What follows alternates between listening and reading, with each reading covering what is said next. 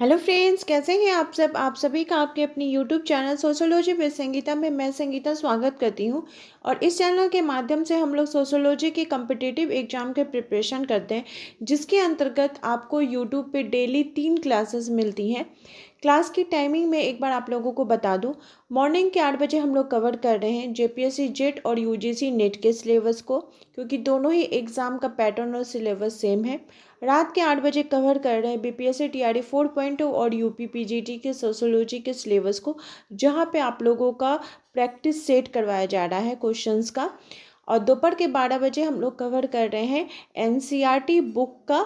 Live class के अंतर्गत आप लोगों को चैप्टर वाइज बुक को कंप्लीट करवाया जा रहा है। साथ ही साथ वैसे स्टूडेंट्स जो पेड ग्रुप के माध्यम से जुड़ना चाहते हैं, पेड ग्रुप में आपको मिनिमम फीस रखी गई है। अगर बात की जाए बीपीएससी टीआरई 4.0 और यूपी पीजीटी के लिए, तो आपको ओनली 1000 का पेमेंट करना होगा, जिसमें आपको जो बीपीएससी का सोशोलॉजी का है उसका कंप्लीट स्टडी मटेरियल मिलेगा, प्लस आपको जीके जीएस का जो स्टडी मटेरियल है उसको प्रोवाइड किया जाएगा। और टेलीग्राम का लिंक भी मिलेगा, जहाँ पे आप लोग सोशोलॉजी के प्रीवियस ईयर के क्वेश्चन का टेस्ट दे सकते हैं, जो कि बिल्कुल ही फ्री रहा है। हाँ, आपको जो मैं जीके जीएस का स्टडी मटेरियल प्रोवाइड करूँगी, अगर आप चाहते हैं उसका टेस्ट देने के लिए, तो फिर उसका आपको अलग फीस लगेगा। और उसमें अभी हम लोग लूसेंट बुक को कवर कर रहे हैं। टेस्ट आज से ही स्टार्ट हुआ है। लूसेंट के अंतर्गत आपको वन टाइम पेमेंट लगेगा 500 का, जो कि ओनली जीके जीएस का रहेगा। उसमें आपको हिस्ट्री, सिविक्स, ज्योग्राफी और साइंस, ये 4 सब्जेक्ट के आपको टेस्ट लिए जाएंगे 500 रुपीज़ में ही, वन टाइम सिर्फ पेमेंट के अंतर्गत। तो अगर आप अपनी तैयारी को बेहतर बनाना चाहते हैं, तो इस चैनल के माध्यम से आप लोग ज़रूर जुड़ के अपनी तैयारी को बेहतर बनाइए। चलिए, आज का हम लोग प्रैक्टिस सेट नंबर 4 स्टार्ट करते हैं। आज का पहला क्वेश्चन है कि किसने कहा है कि समाजशास्त्र एक कलात्मक विज्ञान है। देखिए, मैं आपको टोटल 80 क्वेश्चंस को यहाँ पर प्रैक्टिस करवाऊंगी। आप लोग क्लास को लास्ट तक ज़रूर देखिएगा। क्लास आपको हेल्पफुल लगेगा तो प्लीज़ आप इस वीडियो को लाइक ज़रूर करिएगा, अपने दोस्तों के भी शेयर करिएगा, क्योंकि आपके लाइक और आपके कमेंट ही मुझे मोटिवेट करते हैं, ताकि मैं और आप तक अच्छे प्रकार से क्लास को लेकर आ सकूं और बेहतर क्लास को लेकर आ सकूं, और सोशोलॉजी के इम्पॉर्टेंट फैक्ट्स को आपके पास लेकर आ सकूं, जो कि आपके एग्ज़ाम के पॉइंट ऑफ व्यू के लिए इम्पॉर्टेंट होंगे। तो देखिए, यहाँ पे बोला जा रहा है किसने कहा है कि समाज से कलात्मक विज्ञान है। कलात्मक विज्ञान के बारे में आपके ऑप्शन है CH कूले, WI Thomas, Wilfred Pareto और मैक्स वेबर। ऐसे तो अगर बात की जाए समाजशास्त्र को एक कलात्मक विज्ञान किनके द्वारा माना गया है, तो आपका माना गया है रॉबर्ट नेस्बिट के द्वारा। किनके द्वारा? रॉबर्ट नेस्बिट के द्वारा। लेकिन उनका जब नेम यहाँ पे है नहीं, तो हम लोग इसमें जो थिंकर है वो CH कूले को मान सकते हैं। किनको? CH कूले को मान सकते हैं। नेक्स्ट है, किसने कहा है कि सजातीयता से विजातीयता की ओर अग्रसर होना प्रगति का सार्वभौमिक नियम है। सजातीयता से विजातीयता के अनुसार। तो ये कथन किनका है? हर्बर्ट स्पेंसर का है। हर्बर्ट स्पेंसर के मत के अनुसार जो उद्विकास की प्रक्रिया, उद्विकास का सिद्धांत के साथ कौन जुड़े हुए? तो हर्बर्ट स्पेंसर जुड़े हुए। तो उद्विकास की जो प्रक्रिया है, उसका जो नियम है वो समाज पर भी लागू होता है। ठीक है, मनुष्य का तो लागू रहता है, ये वो समाज पर भी लागू होता है, क्योंकि समाज भी एक निश्चित संबंध है, और निश्चित संबंध की ओर वो क्या होता है, अपने आप को आगे बढ़ाता है। तो हम इसका राइट आंसर हर्बर्ट स्पेंसर को मान सकते हैं। नेक्स्ट है, किसने सामाजिक व्यवस्था एवं सामाजिक प्रगति का अध्ययन किया? किनके द्वारा किया गया है? तो समाजशास्त्र के जनक हर्बर्ट स्पेंसर के द्वारा, अगस्त कॉम्ट के द्वारा। समाजशास्त्र के जनक अगस्त कॉम्ट के द्वारा। मैंने पहले वाला ही हर्बर्ट स्पेंसर मेरे दिमाग में था, और यहाँ पे बगल में भी मैंने उसको देख लिया, इसलिए गलती से निकल गया। इसका राइट आंसर हो जाएगा अगस्त कॉम्ट के द्वारा। अगस्त कॉम्ट का मानना था कि समाजशास्त्र क्या है? एक ऐसा विज्ञान है जो कि सामाजिक घटनाओं का वैज्ञानिक अध्ययन करता है और प्रत्यक्षवादी दृष्टिकोण से अध्ययन करता है।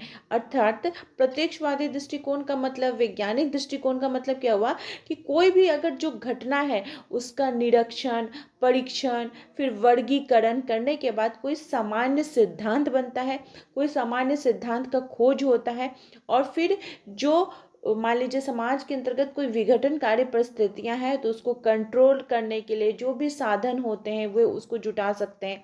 तो इसलिए कहा जाता है कि सामाजिक व्यवस्था और प्रगति में विज्ञान के रूप में इन्होंने इसको परिभाषित किया है। नेक्स्ट क्वेश्चन है कि अगस्त कॉम्ट के अनुसार बौद्धिक विकास के प्रत्यक्ष स्तर यानी पॉजिटिव स्टेज पर किस प्रकार की सामाजिक इकाई पाई जाती है? तो कैसी पाई जाती है? मानवता पाई जाती है। ठीक है। वैज्ञानिक आविष्कारों के कारण जो प्राकृतिक साधन का उचित उपयोग संभव होता है। ठीक है। हम लोग जब वैज्ञानिक प्रयोग करते हैं तो इसमें आपको क्या बोला जा रहा है कि ये मानवता का जो धर्म है वो पॉजिटिव के बारे में संदर्भ में सही बोलता है। नेक्स्ट क्वेश्चन है कि समाजशास्त्र में चिकित्सा का समाजशास्त्र पद का सर्वप्रथम प्रयोग किनके द्वारा किया गया था? समाजशास्त्र में चिकित्सा का समाजशास्त्र का प्रयोग किनके द्वारा किया गया था? आपके यहाँ पे 4 ऑप्शन है। एलिजाबेथ ब्लैकवेल के द्वारा, हॉकिन नॉर्मन द्वारा, जेम्स बॉडवेज द्वारा या रॉबर्ट स्ट्रॉस के द्वारा।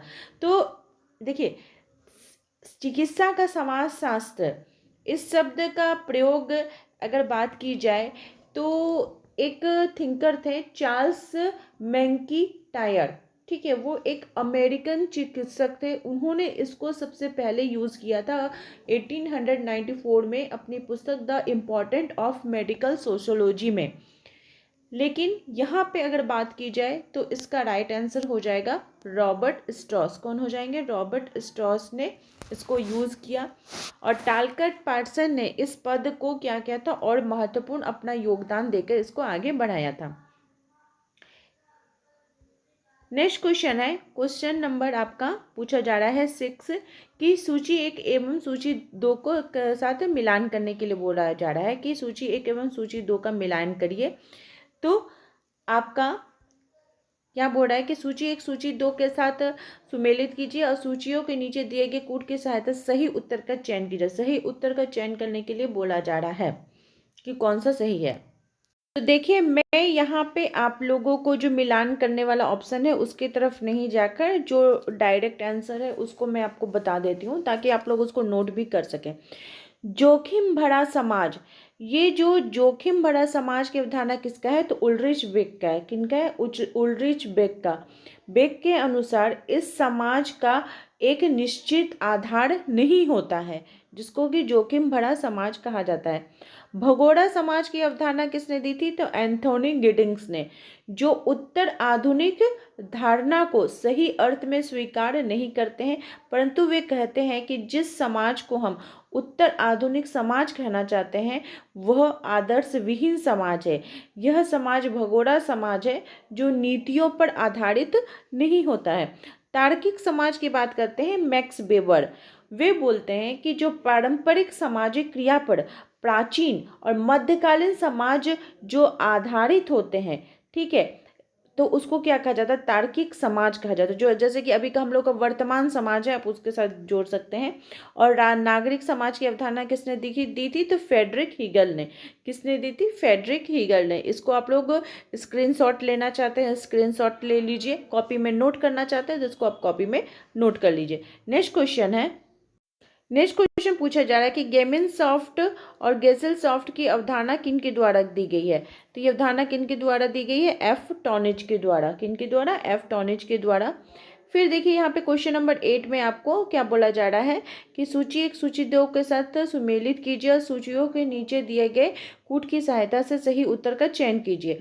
सही उत्तर का चयन करने के लिए बोला जा रहा है कि कौन से थिंकर इसके साथ कौन से जुड़े हुए हैं। तो चलिए इसको स्टार्ट करते हैं। अगस्त कॉम्ट किससे जुड़े हुए हैं? तो Auguste Comte 3 stage of love, 3 स्तरों का नियम से जुड़े हुए हैं। हर्बर्ट स्पेंसर सावयवी सिद्धांत के साथ जुड़े हुए हैं। और यांत्रिक एकता सावयवी एकता की बात कौन करते हैं? बताइए, यांत्रिक एकता सावयविक एकता की बात तो करते हैं इमाइल दुर्खिम। और कार्ल मार्क्स द्वंद्वात्मक भौतिकवाद सिद्धांत के संदर्भ में बात करते हैं।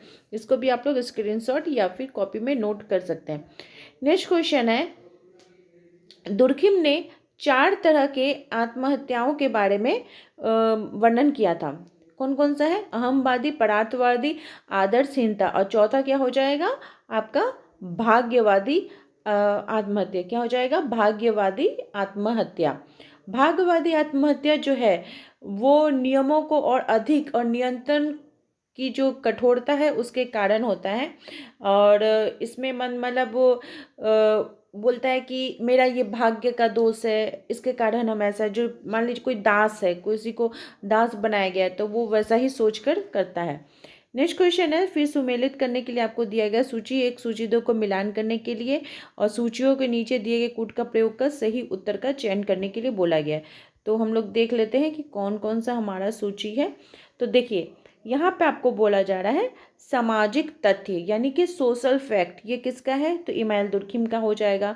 आदर्श प्रारूप मैक्स वेबर का है। आत्मदर्पण दर्शन CH कूले का है। और भौतिक संस्कृति और अभौतिक आगमन का है। तो यहाँ पे जो आपका 5वां नंबर पेरेटो है वो नहीं होगा, वो चक्रीय सिद्धांत से रिलेटेड है। नेक्स्ट क्वेश्चन है कि निम्नलिखित में से कौन एक समिति या संस्था दोनों के उदाहरण है? कल कहीं मैंने आप लोगों को क्लास में बताया था कि परिवार क्या है, समिति भी है, संस्था भी है। नेक्स्ट है बल्कि परिवार जैसे महाविद्यालय, धार्मिक संगठन, राजनीतिक दल आदि क्या है? व्यक्तियों के समूह के रूप में, और समितियां हैं और संस्था के रूप में इसका कार्य जो है वो विवाह हो गया, घर हो गया, उत्तराधिकार हो गया, ये सभी इसके अंतर्गत आ जाएंगे। नेक्स्ट है निम्नलिखित में से कौन एक समिति है? किसको हम समिति कहेंगे? तो धार्मिक कृत्यों के लिए जो लोग एकत्र होते हैं उसको क्या कहा जाएगा? समिति कहा जाएगा। नेक्स्ट क्वेश्चन है कि किसने कहा है कि समाज एक संतुलन की व्यवस्था है? समाज को एक संतुलन की व्यवस्था किसने माना है? तो विल्फ्रेड पेरेटो ने। विल्फ्रेड पेरेटो कहाँ के समाजशास्त्री थे? तो वो इटली के समाजशास्त्री थे, इटली के समाजशास्त्री थे। और उनके अनुसार समाज की यह सबसे महत्वपूर्ण विशेषता है। इसका अर्थ यह है कि समाज में शक्ति, संपत्ति और प्रतिष्ठा की असमान व्यवस्था होती थी। पेरेटो ने कहा है कि ऐसा होना स्वाभाविक और अनिवार्य है। समाज के अधिकतर लोग इसे मान लेते हैं और यही संतुलन की व्यवस्था है। नेक्स्ट क्वेश्चन है कि निम्नांकित में से कौन सा अभिधान द्वितीय विश्व युद्ध के बाद उत्पन्न हुए समाज के लिए प्रयुक्त होता है? तो जो बहुराष्ट्रीय समाज है इसको हम बोल सकते हैं कि ये द्वितीय विश्व के युद्ध के बाद हुआ था। नेक्स्ट क्वेश्चन है, क्वेश्चन नंबर 15 पूछा जा रहा है कि किसने समाज को सरल, मिश्रित, दोहरे मिश्रित और तीसरे मिश्रित में वर्गीकरण किया था? तो ये किनके द्वारा किया गया था? हर्बर्ट स्पेंसर के द्वारा किया गया था। ठीक है, उन्होंने सरल समाज, आदिम समाज को सरल समाज माना था। राजनीतिक, अर्थव्यवस्था, शिक्षा, धर्म जैसे जो अलग अलग संस्थाएं हैं उसको जटिल समाज माना था। फिर जो दुगना जटिल समाज था उसमें उद्योग को उन्होंने आरंभ माना था और उनका मानना था कि जो फ्रांसीसी समाज है वो इसी प्रकार का है। फिर तिगुना समाज के बारे में भी वे बात करते हैं। नेक्स्ट, निम्नांकित में से कौन सी विशेषता औद्योगिक समाज से संबंधित है? औद्योगिक समाज से संबंधित कौन सी विशेषता है? तो आपका यहाँ पे कूट दिया गया है, विशेषीकरण, अधिकतम उत्पादन, उपभोग के लिए उत्पादन, प्राथमिक संबंधों का प्रभुत्व, हस्तचलित औजारों का प्रयोग। तो यहाँ पे क्वेश्चन बोला जा रहा है कि निम्नलिखित में से कौन सी विशेषता औद्योगिक समाज की है? तो औद्योगिक समाज की कौन सी विशेषता हो जाएगी? विशेषीकरण, अधिकतम उत्पादन, ये दोनों हो जाएगी। अगर और भी इसके बारे में जानने का हम कोशिश करें तो विस्तृत क्षेत्र और उसका जो विशाल जनसंख्या हो जाएगा, पेशागत विभेदीकरण तथा विशेषीकरण आ जाएगा, बड़े पैमाने पर वस्तुओं का उत्पादन, द्वितीयक संबंधों की प्रधानता और मशीनों का आविष्कार, ये सभी आ जाएंगे। नेक्स्ट है, पूर्व औद्योगिक समाज की अवधारणा किसके द्वारा प्रस्तावित की गई थी? तो किसके द्वारा? एस जोवर्ग के द्वारा। एस जोवर्ग ने अपना इस सिद्धांत को उन्होंने दिया था। नेक्स्ट क्वेश्चन है कि जन रीतियाँ रूढ़ियाँ बन जाती हैं। जो जन रीति है वो रूढ़ियाँ बन जाती हैं, जबकि क्या बोला जा रहा है, यहाँ पे आपको कूट करने के लिए दिया गया है, सही कूट करने के लिए। तो ये किसका है कि मैकआइवर एवं पेज का कथन है कि जब जनरीतियाँ समूह के साथ जब कल्याण की भावना के रूप में जुड़ती है तो एक उचित अनुचित का विचार जोड़ लेती है, अपना लोकाचार को जोड़ लेती है। तो यहाँ पे जो ऑप्शन है आपका, ऑप्शन नंबर यहाँ पे जो दिया गया है इसमें आपका 1 और 4 दोनों ही हो जाएगा, यानी ऑप्शन नंबर आपका डी राइट आंसर हो जाएगा। नेक्स्ट क्वेश्चन है कि द्वितीयक समूह को शीत जगत के नाम से किसने जाना था? तो लैंडिस ने। किसने? लैंडिस ने द्वितीयक समूह को क्या कहा था कि शीत जगत है। नेक्स्ट क्वेश्चन की तरफ बढ़ते हैं। द्वितीयक समूह की विशेषीकृत है। द्वितीयक समूह की क्या विशेषता है? तो द्वितीयक जो समूह होता है ना, उसमें औपचारिक संबंध हमें देखने को मिलता है। द्वितीयक समूह लोगों का एक समिति है। अव्यक्ति संबंध हमें देखने को मिलता है। संबंधों का जो आधार होता है वो संविदा होता है। औपचारिक संबंध देखने के लिए मिलता है। निश्चित उद्देश्य रहते हैं। और अगर संविदा का उल्लेख मान लीजिए कि उल्लंघन किया जाएगा, तो उनका जो नियम कानून है, ये सभी चीज़ों का अगर उल्लंघन होता है तो फिर दंड की भी व्यवस्था रहती है। नेक्स्ट क्वेश्चन है कि जो प्रतिमान स्थिर होते हैं और एक संस्कृति से दूसरे संस्कृति में एवं एक युग से दूसरे युग में भिन्न नहीं होते, तो वो क्या कहलाते हैं? उसको कहा जाता है सांस्कृतिक पूर्णताएं। क्या कहा जाता है? सांस्कृतिक पूर्णताएं। नेक्स्ट क्वेश्चन है कि अपने से भिन्न लोगों की संस्कृति को ग्रहण करना क्या कहलाता है? पर संस्कृति ग्रहण। दूसरे के संस्कृति को ग्रहण करना क्या कहलाता है? पर संस्कृति ग्रहण। नेक्स्ट है, किसने संस्कृति का वर्गीकरण चेतनात्मक, विचारात्मक एवं आदर्शात्मक किया है? मैंने कल ही आप लोगों को पढ़ाया। ये क्या हो जाएगा? सोरोकिन आंसर हो जाएगा। संस्कृति का मुख्य वाहक क्या होता है? तो संस्कृति का मुख्य वाहक होता है प्रतीक। ये प्रीवियस ईयर के क्वेश्चन में पूछा गया है। कल्चरल थीम की अवधारणा किनके द्वारा दी गई है? तो कल्चरल थीम की जो अवधारणा है मॉरिस ऑपलर के द्वारा। किसके द्वारा? मॉरिस ऑपलर के द्वारा दी गई है। कल्चरल थीम क्या होता है कि ऑपलर ने जो संस्कृति थी उसके गठन का अध्ययन किया और उन्होंने इसका विश्लेषण करने के संदर्भ में सांस्कृतिक मान्यताएं संबंधित इस अवधारणा को विकसित किया था। ठीक है, तो कल्चरल थीम से कौन जुड़े हुए हैं? मॉरिस ऑपलर जुड़े हुए हैं।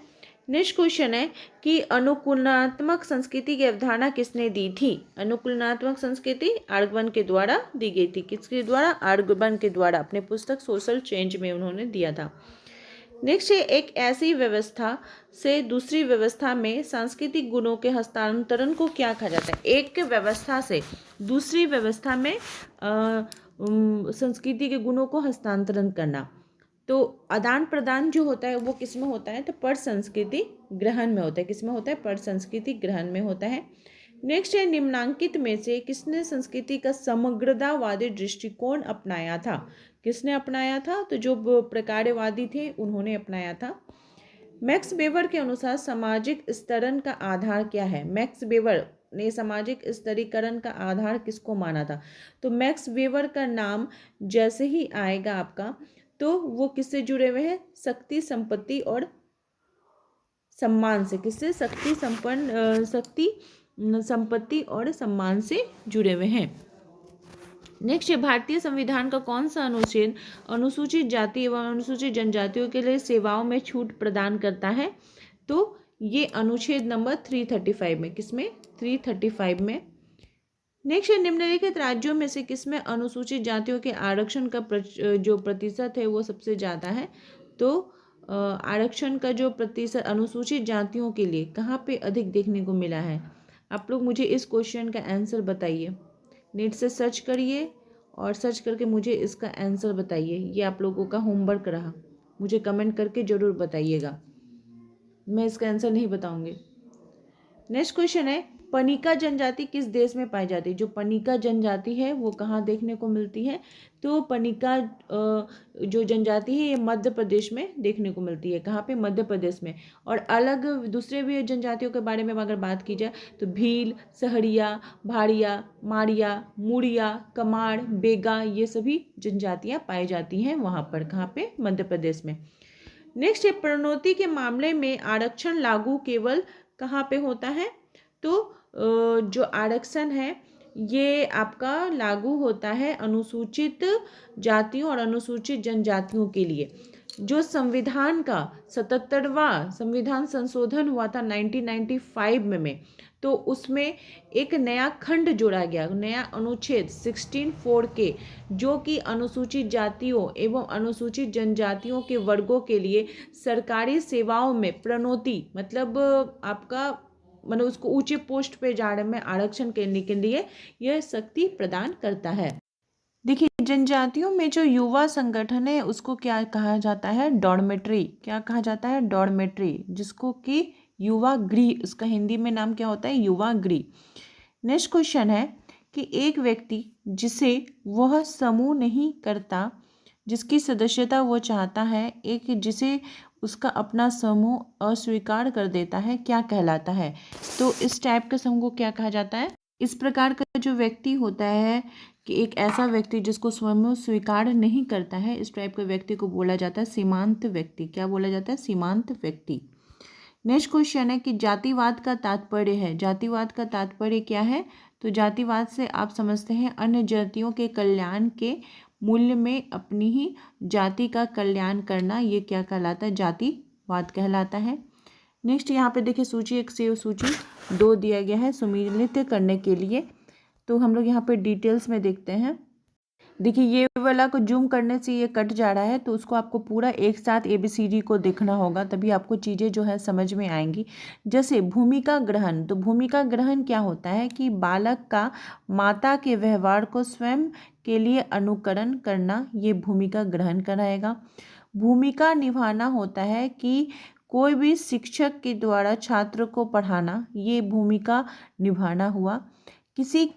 किसी भी भूमिका मतलब जो शेक्सपियर है उनका कोई नाटक है, उसके भूमिका को स्टेज पर प्रस्तुतिकरण किया जा रहा है, मतलब किसी भी भूमिका हो गया। और भूमिका निर्माण हो गया कि छात्रों को अपने तरीके से पढ़ाने के लिए जो भी निर्माण किया जाए वो हो जाएगा भूमिका निर्माण। नेक्स्ट क्वेश्चन की तरफ हम लोग बढ़ते हैं। नेक्स्ट क्वेश्चन है कि किसने भूमिकाओं को संवादात्मक भूमिका एवं गैर संवादात्मक भूमिका के रूप में वर्गीकृत किया है? तो किसने किया है? SF नडाल ने। किसने किया है? SF नडाल ने। नेक्स्ट है निम्नलिखित में से कौन सा एक अर्जित परिस्थिति का उदाहरण है? अर्जित परिस्थिति का उदाहरण क्या है? जाति की सदस्यता, ये तो प्रदत्त है।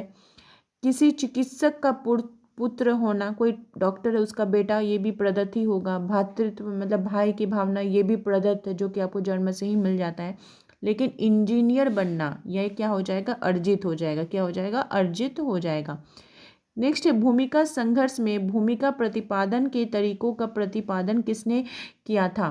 तो किनके द्वारा किया गया था? मर्टन के द्वारा।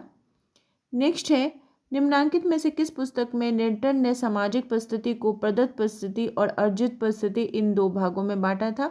तो उनकी जो पुस्तक थी द स्टडी ऑफ मैन 1936 में ये पुस्तक आई थी। कब आई थी? 1936 में। इसमें उन्होंने प्रदत्त परिस्थिति और अर्जित परिस्थिति के संदर्भ में बात की थी।